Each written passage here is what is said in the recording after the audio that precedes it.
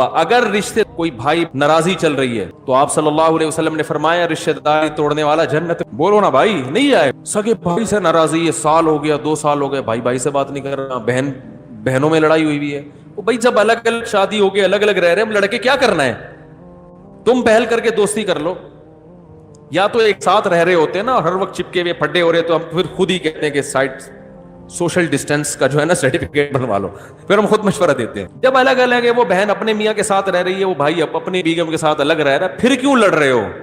اگر لڑائی ہو گئی ہے سوری کرنے میں پہل کر لو، بھائی اس کی غلطی نہیں بھی آپ کی ہے تو آپ معافی مانگ لو گے تو ثواب ہی ملے گا۔ لوگ کہتے ہیں میں چھوٹا ہو جاؤں گا، تو نبی نے فرمایا من تواضع للہ رفعہ اللہ، جو اللہ کے لیے جھکتا ہے اللہ اسے اٹھا لیتے ہیں، بلند کر دیتے ہیں۔ تو رشتہ داری جوڑنے کے لیے اپنے خونی رشتوں کو ہدیہ دینا سیکھو، خونی رشتوں، پیسے، سمجھ رہے ہو، دعوتوں سے دوستی نہیں ہوتی۔ لوگ کیا کرتے ہیں، آج بہن کو عید پہ ہم نے دعوت بلا لی، بہت اچھی بات ہے، بلائیں بہنوں کو، اصل چیز ہے کیش، یہ دینا چھوڑ دیا کیونکہ اس سے جان نکلتی ہے، اسے نہیں دیے جاتے آج۔ منتیں مانیں گے روزے کی، منتیں مانیں گے نمازوں کی، صدقے کی منتیں مارکیٹ سے شارٹ،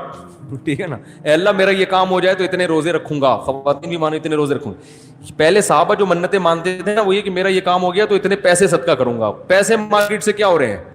کہ اللہ تو میرا سارے بھی کام بنا دے، پیسے جیب کے کام ہی یہی ہے کہ پیسے بچ جائیں، یہی تو کام ہے، تو وہی کام میں کیسے قربان کر دوں؟ تو رشتہ داروں کو پیسے دیا کرو، پیسے روکڑا، سمجھ رہے ہو، بھائی کو لفافے میں ڈال کے ڈالر دو، یہ ہدیہ ہے آپ کو۔